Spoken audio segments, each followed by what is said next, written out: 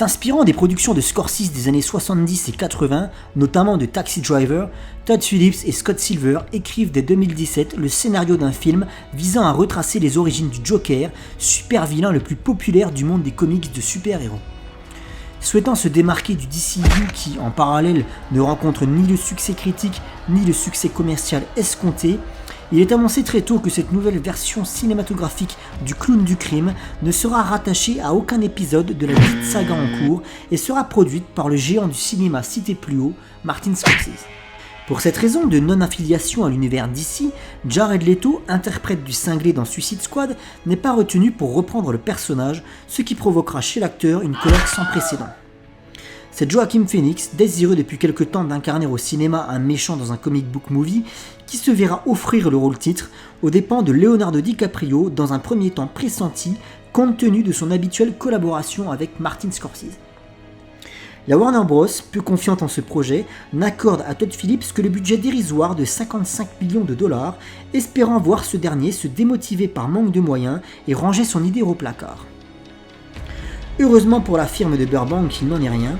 Le film, après avoir remporté le Lion d'Or au Festival de la Mostra de Venise 2019, sort quelques semaines après dans le monde, remportant un succès critique et commercial époustouflant. Le public salue à l'unanimité le ton sérieux et réaliste du film, glauque et touchant, actuel et déroutant, ainsi que la prestation inoubliable de Joaquin Phoenix, faisant une nouvelle fois, 10 ans après son prédécesseur, Heath Ledger, rentrer le Joker dans la légende. Pour un budget estimé entre 55 et 70 millions de dollars, le film en rapporte 1,74 milliard, faisant de lui le troisième plus gros succès de DC Warner au cinéma de tous les temps et le film Rated R le plus lucratif de l'histoire. Bien le bonjour les zincs, c'est Oz et vous êtes sur Oz Comics. Aujourd'hui, nouvel épisode Magnétoscope et nous allons parler de Joker, réalisé par Todd Phillips, sorti en 2019 avec Joaquin Phoenix et Robert De Niro. Il s'agit d'un film qui va nous montrer la descente aux enfers d'Arthur Fleck, qui vit seul avec sa mère dans les bas-fonds de Gotham City et qui va progressivement tomber dans la folie pure et simple à cause de plusieurs facteurs, la pauvreté, enfin l'environnement social très miséreux, des antécédents psychiatriques du côté de sa mère, enfin plusieurs facteurs qui vont faire que le personnage d'Arthur Fleck va devenir progressivement le Joker. Pas forcément le Joker qu'on s'attendrait généralement à voir, le Joker canonique de l'univers Batman, mais une version du Joker tout à fait respectable. Voilà pour le rapide synopsis. Concernant le rapport que j'ai avec ce film, eh ben, il faut savoir, si vous aviez vu à l'époque mon trailer réaction, et les vidéos que je faisais sur l'Alternative d'ailleurs, j'étais pas forcément emballé par le projet de Joker. Déjà d'une parce que je voyais bien que ça allait pas être un Joker canonique, donc je comprenais pas l'intérêt. Le film avait été vendu en tant que one shot dès le départ en fait. Alors je voyais pas forcément l'intérêt de faire un film one shot sur le Joker si ce personnage n'était pas repris dans le DCU plus tard. Il y avait déjà Jared Leto qui a incarné le Joker du DCU, donc je comprenais pas l'intérêt de faire un deuxième Joker en fait en parallèle dans un univers Elseworld qui ne serait pas compatible avec le reste et qui serait forcément un one shot. D'autant plus que les premières infos qui ont fuité concernant le projet de Joker, c'était des trucs qui me plaisaient pas du tout. Du style, il voulait faire de Thomas Wayne une espèce de milliardaire ringard des années 90, façon Donald Trump, arrogant, prétentieux et insupportable. Alors déjà, quand je lisais ça, moi, ça me donnait pas du tout envie de regarder ce truc, parce que pour moi, Thomas Wayne, c'est quand même le personnage qui a inspiré Batman. Enfin voilà, il y avait plusieurs infos qui tombaient. Faire un film Joker sans Batman aussi, je comprenais pas forcément l'intérêt. Donc du coup, c'est pas un film qui m'emballait. Et puis plus le temps a passé et plus on a eu des premières retombées qui étaient très très bonnes, des premières critiques presse qui étaient excellentes, très élogieuses. Le film avait remporté un succès, je crois que c'était la Mostra de Venise. Donc bref, que des choses qui allaient dans le bon sens. Et du coup, je me suis laissé tenter par l'aventure et je suis allé au cinéma voir Joker. Et j'ai été littéralement subjugué par ce film, très très bon. Je vous avais fait d'ailleurs une réaction à chaud en sortie de salle sur cette chaîne. Donc mon avis n'a que très peu changé concernant ce film. Avec un peu de recul, j'ai quand même analysé des choses qui me dérangent un peu, donc je vais en parler dans ce magnétoscope. C'est ça aussi le but d'un magnétoscope, c'est de livrer une analyse plus approfondie, plus aboutie qu'une réaction à chaud en sortie de salle, parce que du coup, maintenant que j'ai le Blu-ray, je peux me repasser des scènes en boucle, je peux mieux analyser un film tout simplement. Et puis j'ai du recul, j'ai le recul nécessaire pour ne pas me laisser fausser par ma hype, par mon enthousiasme que je pourrais avoir en sortie de salle. Parce que des fois, tu vois pas un film de la même façon 6 mois ou un an après, tu peux changer d'avis. Moi, ça m'était déjà arrivé sur les Amazing Spider-Man, par exemple, que je n'avais pas du tout aimé au début et que j'ai appris à apprécier avec le temps. Et voilà. Du coup, c'est très important pour moi d'avoir toujours ce recul quand je fais un film en magnétoscope. C'est pour cette raison que Birds of Prey, ça attendra la sortie Blu-ray. Voilà, je ne ferai pas de critique de Birds of Prey avant, déjà d'une parce que je ne vais pas le voir en salle. Et même si j'allais le voir en salle, eh bien, vous comprenez qu'il me faut ce recul, il faut que j'ai l'objet chez moi pour pouvoir regarder le film à volonté. J'ai beaucoup aimé le Joker et pour cette raison, nous allons commencer par les points négatifs. Il y en a quelques-uns. Alors, c'est des petits points négatifs vraiment mineurs, mais voilà, j'ai jugé quand même bon de vous les dévoiler, de vous les révéler. Alors, on voit à plusieurs moments du film une psychologue, une psychothérapeute qui suit Arthur, qui l'écoute parler, voilà, qui essaye de lui trouver des solutions. C'est des séquences très brèves. J'aurais aimé que cette psychothérapeute soit Harleen Quinzel, voilà. Pas Harley Quinn, Harleen Quinzel. C'est-à-dire qu'on voit par exemple une belle blonde et qui est sur son bureau, tu sais, comment dire, ou alors un badge, qu'elle ait un badge à la poitrine avec marqué Dr Harleen Quinzel, ou sur son bureau une espèce de petit, comment on appelle ça, tu sais, de petits supports où tu as le nom du docteur, un petit support doré là. Voilà, j'aurais aimé ce petit clin d'œil, sans aller plus loin dans le personnage, mais juste un petit clin d'œil. Ils auraient pu faire ça, je vois pas pourquoi ils l'ont pas fait, enfin bref, c'est juste un détail, c'est rien de bien méchant. Un point négatif, alors je les cherche, il n'y en a pas beaucoup. Le costume final du Joker qui est bordeaux, j'aurais préféré quelque chose de mauve, de violet, comme ce qu'on a l'habitude de voir. Tiens, c'est marrant, le verre que j'ai aujourd'hui d'ailleurs, il est violet. Bref, c'était pas voulu, c'était pas prévu. Quoi qu'il arrive, voilà, j'aurais préféré un Joker plus en raccord avec celui du Joker. Alors vous allez me dire, Oz, le film de Todd Phillips n'est pas du tout destiné à être une adaptation fidèle des comics, je le sais, mais quand même. À ce compte-là, si c'est pas destiné du tout à être une adaptation fidèle des comics, pourquoi citer les noms de Thomas Martha Wayne? Pourquoi faire apparaître Bruce Wayne? Donc il faut quand même qu'il y ait un minimum de clin d'œil, tu vois, c'est juste changer la couleur du costume, c'est pas bien méchant. Bref, j'aurais voulu un costume violet, ça aurait été plus classe. Autre point négatif, je crois que c'est tout. Ouais, je crois que c'est à peu près tout pour les points négatifs. J'ai un point... Ah non, il y en a un là. C'est un point négatif qui concerne une analyse globale du film. Attention, je l'avais déjà dit ça dans ma réaction à chaud, je crois.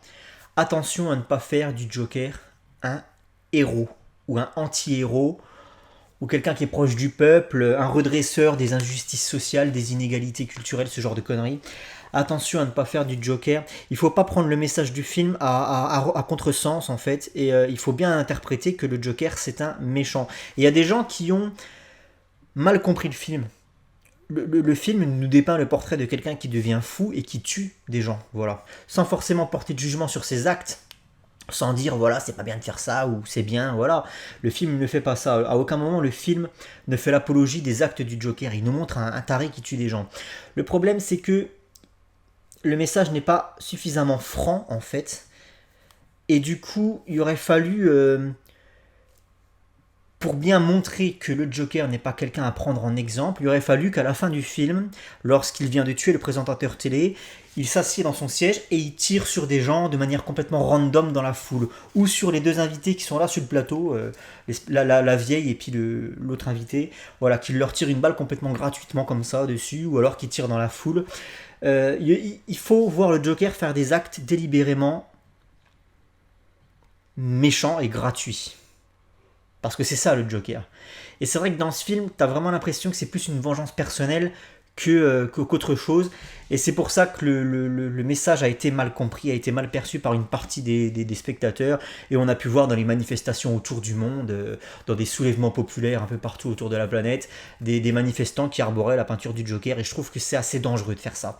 C'est assez dangereux, le Joker c'est un méchant. Il ne faut pas s'enlever ça de la tête. Tout comme Harley Quinn, j'allais dire Harleen Quinn. Harley Quinn, dans sa version canonique, est une méchante, elle est l'alliée du Joker. Attention à ne pas en faire une anti-héroïne, c'est pour ça que je boycotte Birds of Prey et toutes ces conneries. Voilà. Il faut arrêter de... Les méchants ne sont pas des gentils, il faut quand même bien faire la différence entre les deux. Donc c'est un peu le problème que j'ai, pas notamment... En fait, le film s'adresse à des gens intelligents, je suis désolé de le dire, mais quand je dis intelligents, c'est-à-dire des gens qui sont à même de faire la différence entre ce qui est le bien et le mal. Et une personne normalement constituée, quand elle voit le film, elle se dit c'est quand même un bâtard, le mec il tue. Peut-être que l'animateur télé s'est foutu de sa gueule, mais ça mérite pas de lui mettre une balle dans la tête comme ça complètement gratuitement.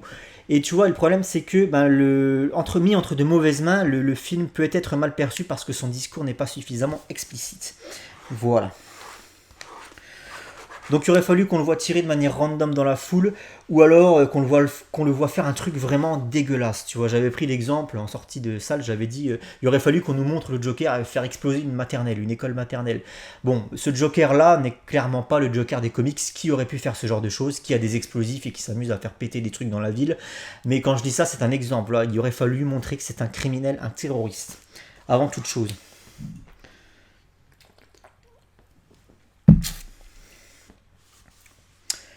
Concernant les points négatifs, c'est à peu près tout. Il y a un autre point négatif qui peut être aussi un point positif, je vais vous expliquer pourquoi. En très gros, ce n'est pas le Joker qu'on aurait forcément envie de voir. Moi, personnellement, en tant que fan de DC Comics, j'aurais préféré voir le Joker, ce Joker-là, le Joker des comics, le Joker qui justement fait péter des bombes un peu random dans la ville, qui n'a aucun sens dans ce qu'il fait, qui n'a aucune justification sur ses actes. C'est-à-dire que le Joker des comics, on ne sait pas pourquoi il est comme ça et on s'en fout. Le but, c'est que ce soit le mal incarné. Je vous rappelle que pour moi, le Joker, c'est le mal. Le Joker est au monde des comics et de la mythologie super-héroïque. Il est au mal ce que Superman est au bien. C'est-à-dire que ce sont les deux extrêmes. Superman, c'est le bien qui ne justifie pas pourquoi il fait le bien. Il fait le bien parce que c'est Superman. Et le Joker fait le mal parce que c'est le Joker. Il n'y a pas besoin de leur chercher des justifications à la con. C'est comme ça. C'est que sur l'échelle du bien et du mal, ils se représentent les deux extrêmes. Satan d'un côté et le bon Dieu de l'autre. Voilà, le Dieu Jésus-Christ de l'autre. Et donc il faut garder toujours cette notion-là. On a voulu peut-être un peu trop humaniser le Joker dans ce film, et c'est vrai que c'est un peu dérangeant. Quoi qu'il arrive, ça peut être un point positif aussi, parce que du coup ça permet d'enrichir l'univers DC Comics.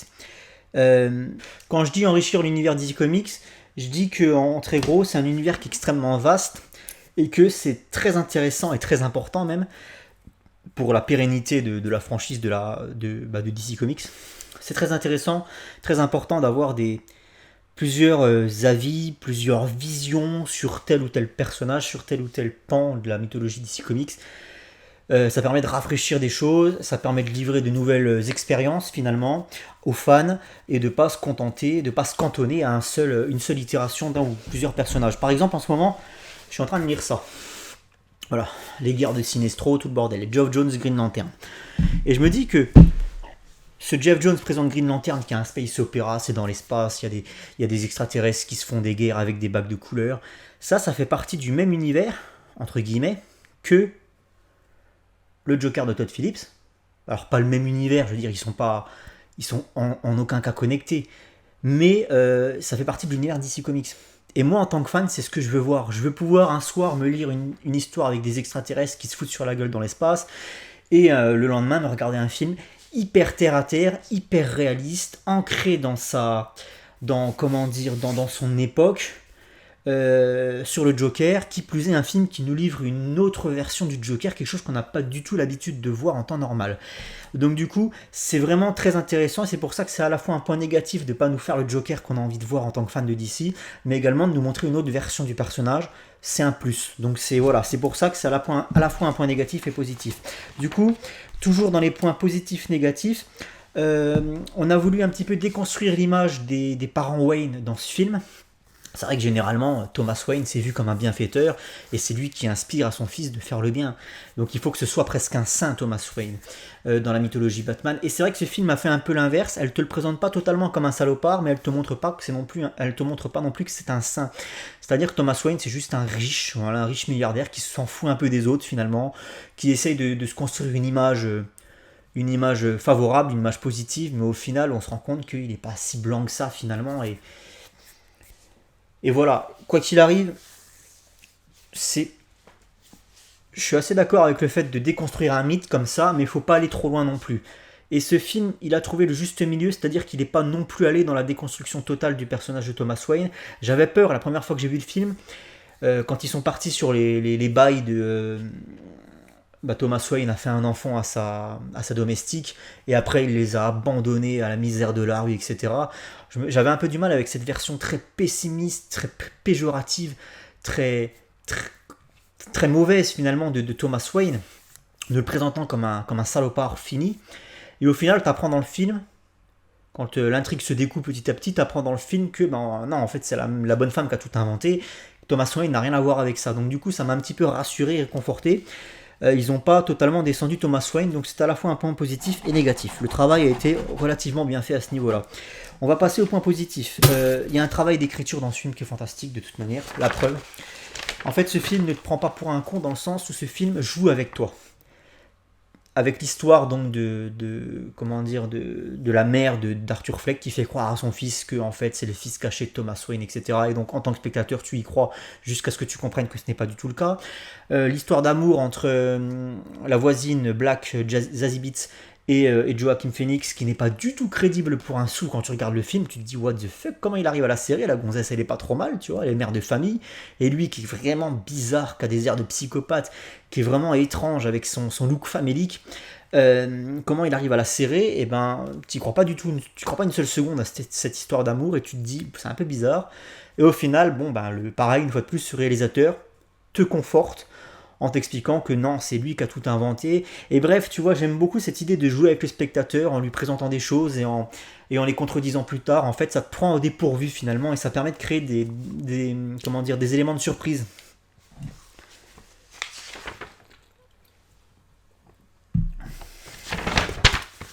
Une réalisation qui nous plonge dans le monde tel qu'il est imaginé et idéalisé par Arthur Fleck, et qui perd le spectateur dans le fantasme d'Arthur Fleck. Et forcément, lorsque le retour à la réalité s'opère, il n'en est que plus brutal pour Arthur et pour le spectateur. La réalisation est folle, il y a quelque chose qui apporte beaucoup également dans ce film, c'est l'ambiance sonore en fait. C'est d'ailleurs la compositrice du film, qui a un nom imprononçable parce qu'elle est islandaise, a remporté l'Oscar de la meilleure musique.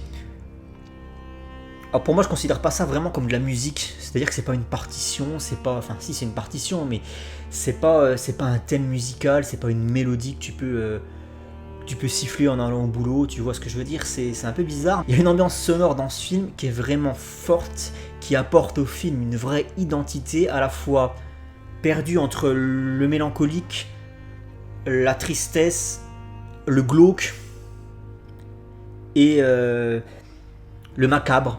Des espèces de violons dissonants, désaccordés, Bref, il y a une ambiance sonore qui est complètement ouf dans ce film, et c'est un gros point fort du film pour le coup. Justement, toujours en termes de réalisation, la dernière scène du film l'avant-dernière scène du film est pour moi la plus forte. La scène où Thomas Wayne et Martha Wayne se font tuer à la sortie du cinéma. Cette scène, moi, la première fois que je l'ai vue au cinéma, elle m'a littéralement prise aux tripes.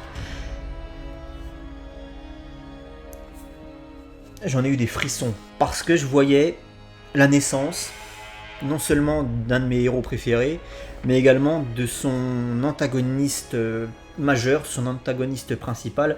La dernière scène du Joker, cette scène dans les rues, elle nous iconise la création des deux personnages les plus légendaires du monde du comic book que sont Batman et le Joker, clairement. Et même si c'est pas des versions canoniques, même si voilà, je l'ai déjà expliqué, mais voilà, quand t'as le Joker qui se crée son sourire de sang sur la voiture et qu'il est porté au nu par la foule, et que tu as le jeune Bruce Wayne qui perd ses parents dans la rue à quelques mètres de là, voilà, pour moi, c'est iconique avec la musique une fois de plus derrière. C'est iconique avec toujours cette orchestration très, très macabre, très lourde, très pesante derrière. Il se passe quelque chose dans cette scène qui m'a vraiment foutu des frissons la première fois que je l'ai vu. Au niveau de la réalisation, c'est un sans faute. L'interprétation de Joaquin Phoenix, voilà, il a eu l'Oscar du meilleur acteur, il n'y a rien à redire, c'est génial, le mec joue super bien. De Niro est également très très bon dans son rôle.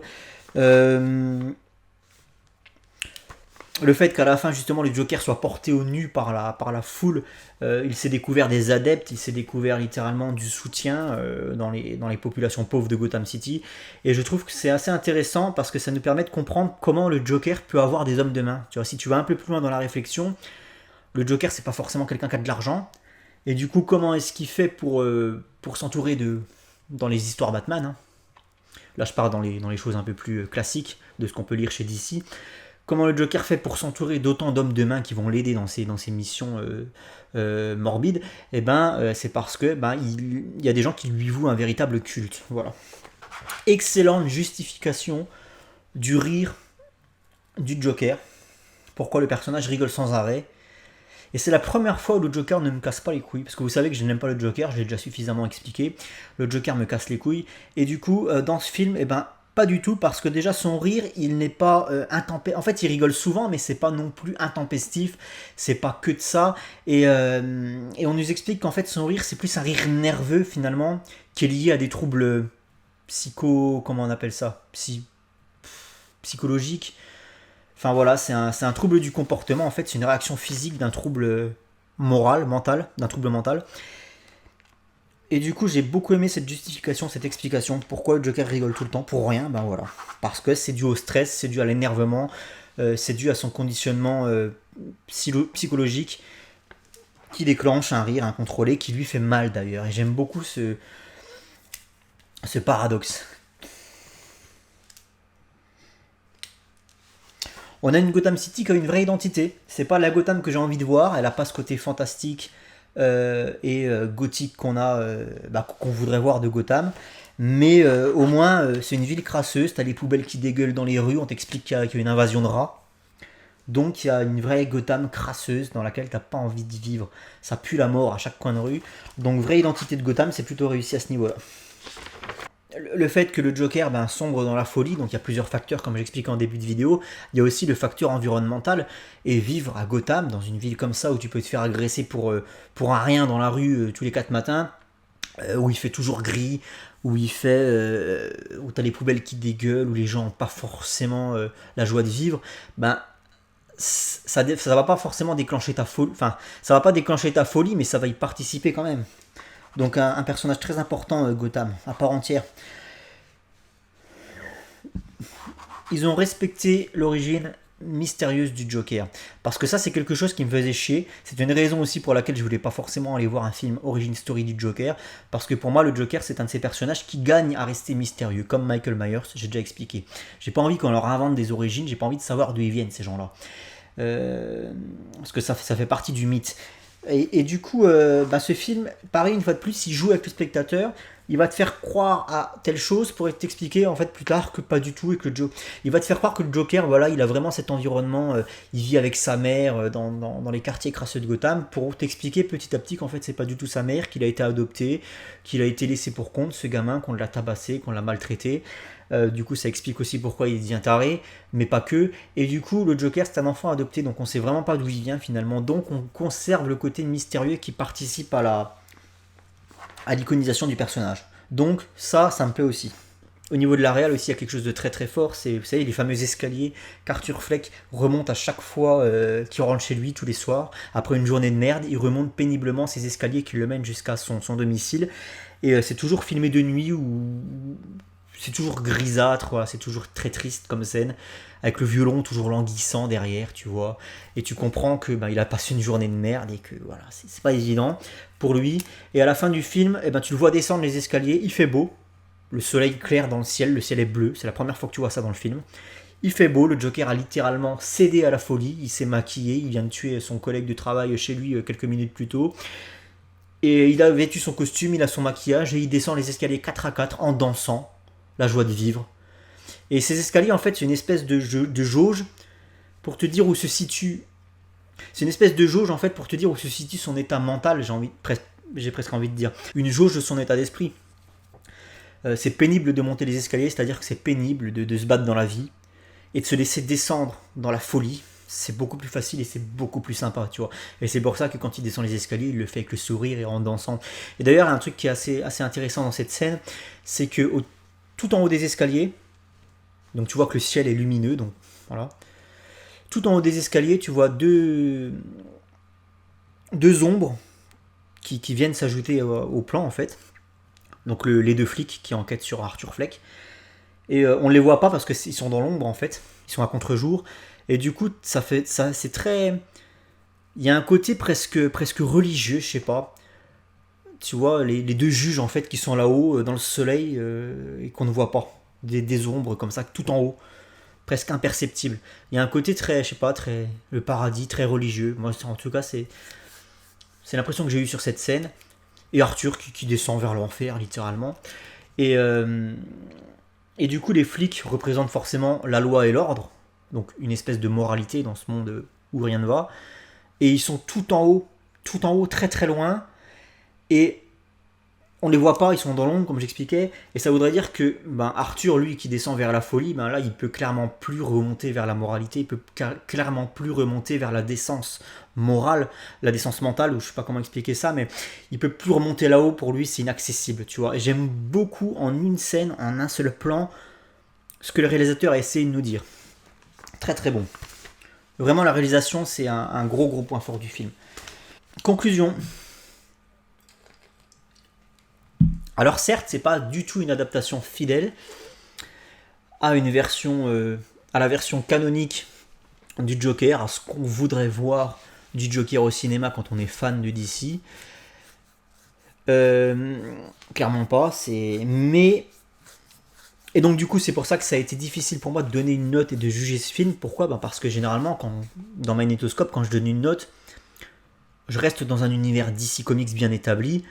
Et voilà, pour moi, je veux te dire que Aquaman, c'est une bonne adaptation d'Aquaman, donc il vaut tant par rapport à Green Lantern, qui a complètement craché sur l'univers des Green Lantern, donc il vaut tant, etc. Mais là, ce Joker, en fait, me pose problème dans la notation et dans le jugement, parce que c'est un excellent film. Vraiment, j'adore ce film, il est très très bon pour toutes les raisons que je vous ai expliquées ici.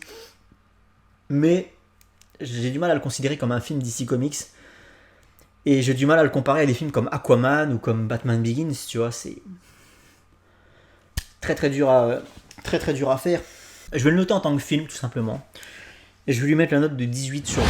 Voilà, 18 sur 20, c'est une très très bonne note, parce que ce film est très très bon. La manière qu'il a de jouer avec le spectateur et de jamais laisser le spectateur passif.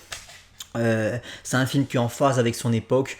Voilà, c'est un film qui dépeint une société vraiment mortifère, où rien ne va, où tout est gris, où tout est triste, les gens font la gueule dans la rue, et donc du coup ça crée des tensions sociales, ça crée des bouleversements d'ordre sociologique, d'ordre sociaux, et du coup voilà, c'est un film qui a tout compris, c'est un film qui est en phase avec son époque, qui est extrêmement bien réalisé, qui est très précis dans ce qu'il nous montre, dans l'interprétation est juste parfaite de la part de Joaquin Phoenix, même De Niro il est parfait dans son rôle, il n'y a rien à redire, et du coup voilà, c'est un film qui est très fort, qui est très poignant, ça fait partie de ces films, tu vois, moi la première fois quand je l'ai vu au cinéma, le lendemain, 2 jours, 3 jours, 4 jours après, une semaine après, j'ai repensé à ce film, je me dis mais j'ai quand même vu un truc de ouf, quoi. J'ai quand même passé un rare...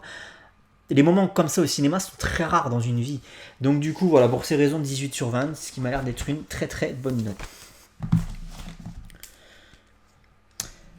Bon, j'en ai terminé avec les magnétoscopes. C'est un grand soulagement pour moi. Parce que, en fait, ça a l'air de rien pour vous un magnétoscope, mais il faut savoir que c'est quand même pas mal de boulot. Ça n'en a pas l'air, mais je me suis amusé, en fait, quand j'ai fait le montage, quand j'ai fait le magnétoscope Aquaman, je me suis amusé à me chronométrer, surtout, pour vous donner un exemple de ce que représente pour moi un épisode magnétoscope. Donc là, je me suis basé sur le magnétoscope Aquaman, qui dure une quarantaine de minutes. Alors déjà, il y a le visionnage du film. Donc là, on prend l'exemple d'Aquaman, 2 heures, 2 heures et demie. Ensuite, tu as l'enregistrement audio de l'introduction, quand je vous présente voilà, le contexte de tournage du film, le résultat au box-office, la petite introduction que vous avez à chaque début de magnétoscope. Donc là, il y a une écriture, il y a une petite recherche également sur Internet. Donc tout ça, ça va me prendre à peu près 40 minutes. Après, tu as le montage. Donc ça, c'est juste l'écriture et la recherche Internet. Après, tu as le montage de cette même introduction qui dure généralement entre 1 minute 30 et 2 minutes.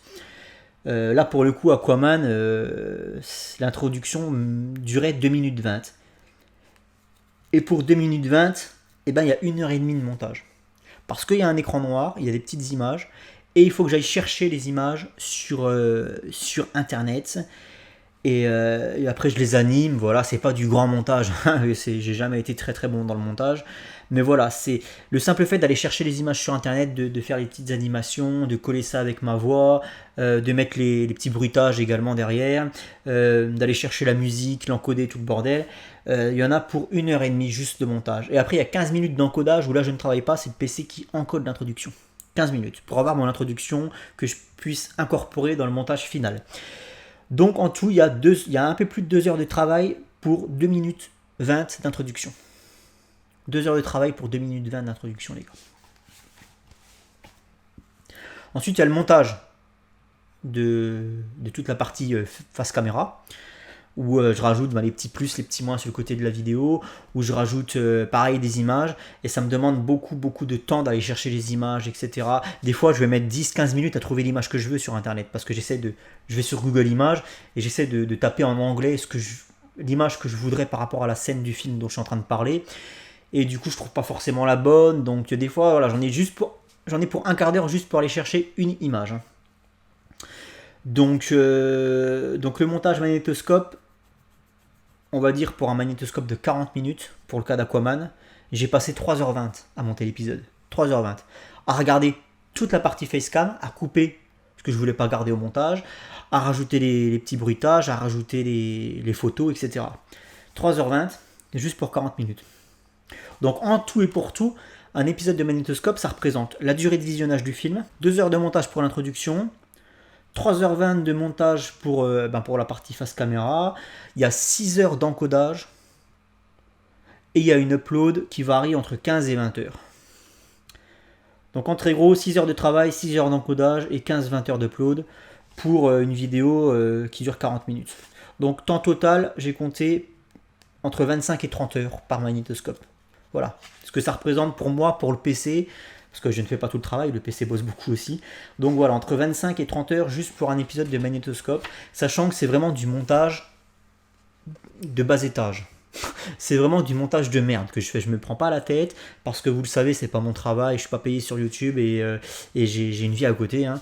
Et du coup, voilà, c'est juste pour vous donner un aperçu de ce que représente pour moi un épisode de magnétoscope.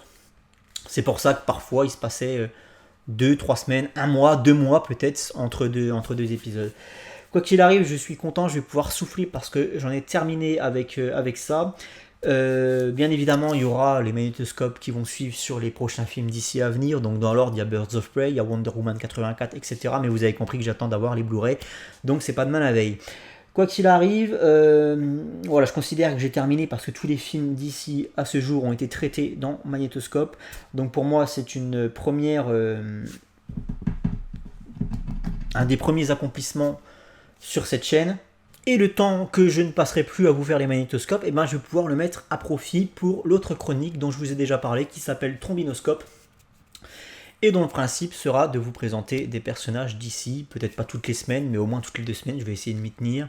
Une vidéo par personnage, une vidéo courte de 5 minutes par personnage, avec à la fin un classement qu'on établira tous ensemble. C'est-à-dire que je donnerai mon avis sur le personnage dans le classement, et vous donnerez le vôtre.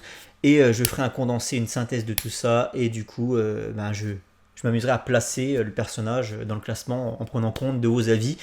Voilà, on fera un classement global Os Comics pour les personnages d'ici. Bref, merci à vous tous d'avoir suivi cette nouvelle vidéo magnétoscope et je vous dis à très bientôt pour de nouvelles aventures. Ciao les amis.